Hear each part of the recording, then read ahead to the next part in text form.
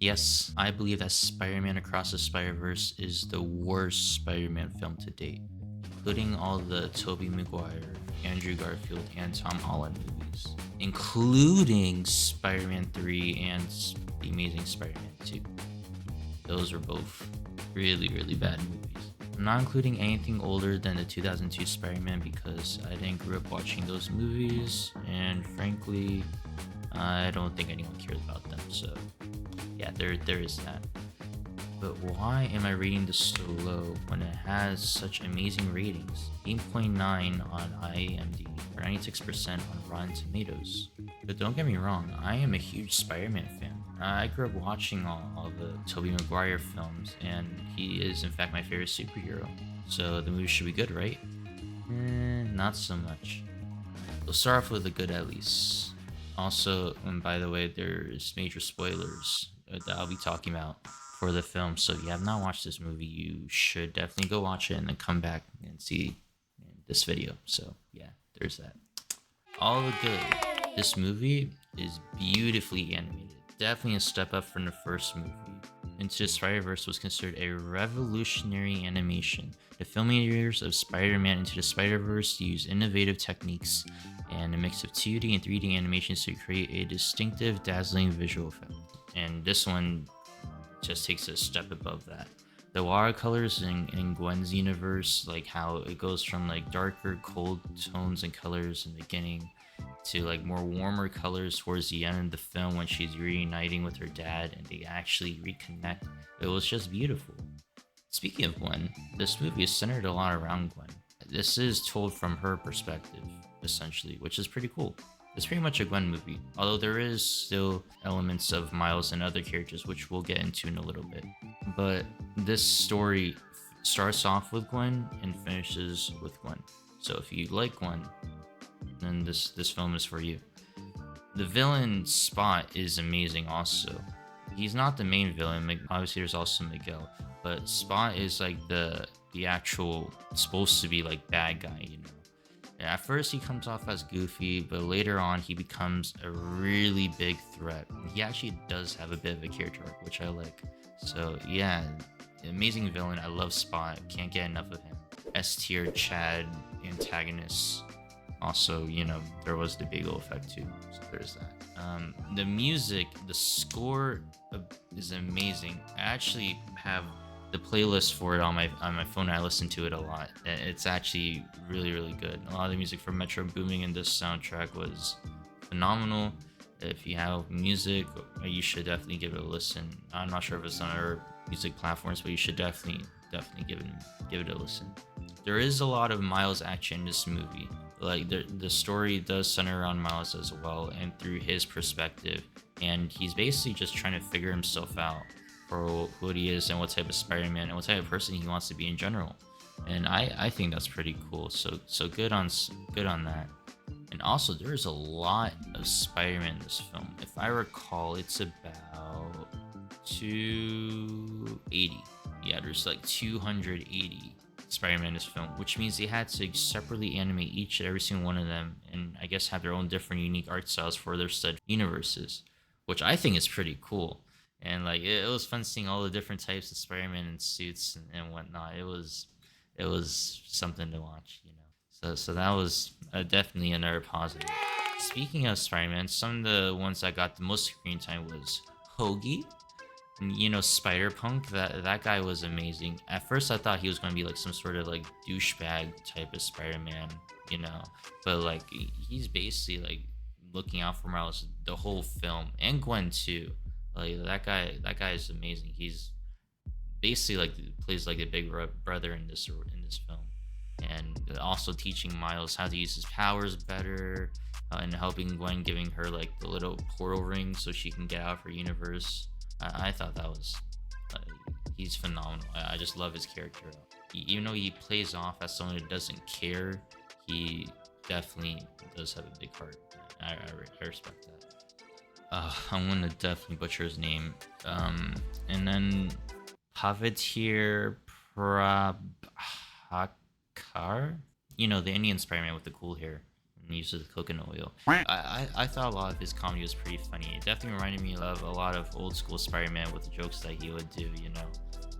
It definitely reminded me of that. And he was really good. Good comedy. Love him. He was great. Miguel, the other antagonist of the film, he's pretty serious. Not gonna lie. I like how even Peter B. Parker was making a joke like, "Come on, Spider-Mans are supposed to be quippy and funny," which is true. It's kind of interesting take on that. But he is a villain, and they did go in depth with his backstory too about how he basically destroyed an entire universe because of what he did. But so like that was pretty cool. I like that about him. I like Spot more as an antagonist, to be honest. Miguel's a little bit too serious. Also, he really bulked up compared to the last film. Last film he was more slender, you know, like how Spider-Mans are supposed to be. I guess they did that to make him more intimidating and fit more the villain role, even though he doesn't really consider himself a villain. But he's pretty good. I liked him. Miguel was pretty good. And then there was the ending with Kilometer Immortalis. Basically the Universe 42 version of Miles that was supposed to get bitten by the spider, but didn't. And then Uncle Aaron. Like, those guys were amazing. And seeing the whole Universe 42 in general, a world without Spider-Man, it like really threw off balance. And Miles has to deal with that, unfortunately. I feel kind of sorry for him because a lot of the consequences in this film, like everyone kind of blames Miles for what's going on. In reality, it's not even his fault. Like with him being Spider-Man and like that spider from the Universe 42 biting him, like he didn't have control over that, and he didn't even bring the spider to his universe. The Kingpin and the Spot did that, you know, and Miguel was basically blaming him for all of that, and then he winds up in that Universe 42 and has to deal with the consequences of there being no Spider-Man there. You know, none of that is his problem technically. He doesn't have to deal with any of that. But that's what it means to be Spider-Man. That's what it means to be a hero. And that's the message I love about this movie. Because Spider-Man, despite not having anything to do with a lot of the problems that are thrown his way, he does them because he is Spider-Man. In that sense, that's what makes him a hero. There is a quote from the MCU Spider-Man from Tom Holland. I think this was from Civil War. And he basically says, "Look, when you can do the things that I can, but you don't, and then the bad things happen, they happen because of you." That quote I always remember. It was very inspiring because that's basically in essence what Spider-Man is supposed to be. He is a hero, he has the powers, he goes in there and he just saves people. But that's what being a hero is, and that's what Spider-Man to Peter is supposed to be. And that's basically what Miles has to do. That he is finding out his version of Spider-Man. And that's what I love about this film. It is great in that aspect. So what's wrong with this film? We'll start for like small and then we'll work our way up. The ending with Gwen and Miles' parents was kind of weird. Gwen's reaction's okay, but like Miles' parents' reaction is kind of weird. Cause imagine this, right? You have a kid, right? And like a son that are like teenager, and like he goes out with this girl in like in the middle of the night or whatever, right? Or maybe be gone for a couple of days. I'm not sure how long it is. I think it's only for a few hours. But anyways, you're home and then you just find the girl that supposedly he was with just walk out of Miles's room with Miles's hoodie, and then she tells you that she doesn't know where your son is. And the dad's a cop. Like that's so weird. Like I would have immediately tried to arrest her or some shit like that, bring her into questioning, because like for all I know, like you could have done. Well, I would have thought they had sex or something, but more than that, like your child is missing, or like maybe like some sort of bad thing with drugs or something. I don't know. Like that's terrible. You know, you don't react like that. And he's a cop, so he's supposed to like at least try to arrest her or something. Obviously, Gwen wouldn't let that happen because you know she's Spider-Gwen, you know. But still, like you know, at least try. Like dang, like I thought the reaction was definitely far from the normal of what would have happened. But yeah, I thought that was kind of weird. The main reason that I don't like this movie is they blue balled you so damn hard at the end of it. Like there is no resolution to any Well, there is a resolution to one of the story plot points, but all the other ones, there's basically just you gotta wait till the next film, unfortunately. I do understand that this is basically a story told from Gwen's perspective. It starts off with Gwen and ends off with Gwen and her story. And I like how all this spider people from the first movie and the second movie that we spend the most screen time with come together and form this new group, Gwen's band, if you will, where she fits in. So that was really cool.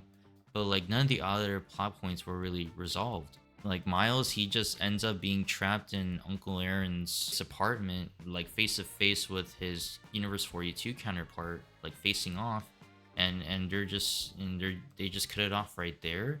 And we don't know what happened with Spot, and potentially like Miles's dad might die, and then like all the other Spider people are like in Miles' universe, trying to make sure that his dad does die because that's what is supposed to happen, which is kind of weird in itself, but I guess that's how their universe works.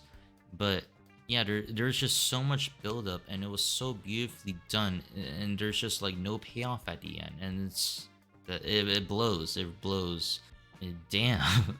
Like it's just bad. Like I mean, at least in Spider-Man 3 and Amazing Spider-Man 2, the reason why I rank them better is because at least they have a full story. There is a climax and there's a resolution to their story. This movie doesn't have a climax and resolution. It's 2/3 of a film essentially, maybe a little bit more because the Gwen storyline's finished. But besides that, it's incomplete. And also the memes from Spider-Man 3 are iconic, and you know, Andrew Garfield is also pretty cool.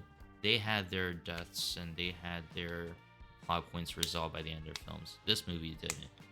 Ironically, this film is also the longest animated film in history. So, and the fact that the story's still not finished is kind of wild. I checked the times. We waited basically 4.5 years for this film, and now we gotta wait at least another year, if not more, in case they delay it for the next one. And that's just like, damn, you gotta wait that long for it. That's kind of sucks. And I know animation is expensive. It's like extremely expensive. Like it goes into the tens of thousands to make even a minute of good quality animation. But yeah, that was my main caveat with why I hate this film. Also, there was no John Mulaney in this movie at all. You know, John Mulaney, he did stand up on SNL, and he's the guy that plays Spider-Man. Also, he does Big Mouth. If you know him from Andrew, that he does the voice acting for him.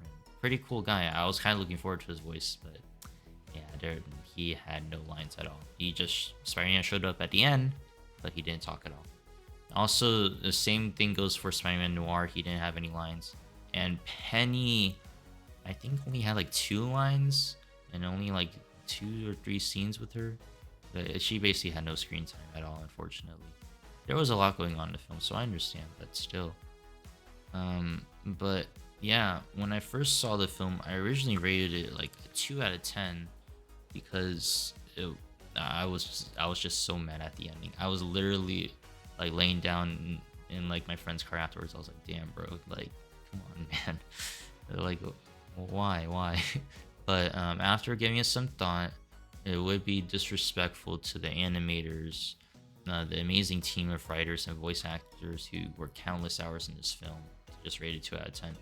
Because you could tell there was a lot of time and effort put into this, and the team genuinely loved Spider-Man and understood what Spider-Man stands for, which I like.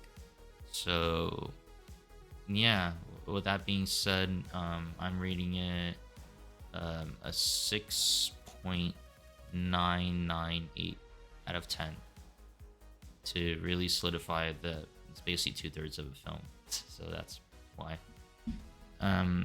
This film was basically not meant to be taken as a standalone. I'm sure like after you watch it in conjunction with the next film, which I think is called The End of the Spider-Verse or something like that, I would probably rate it differently together. It would be more concrete.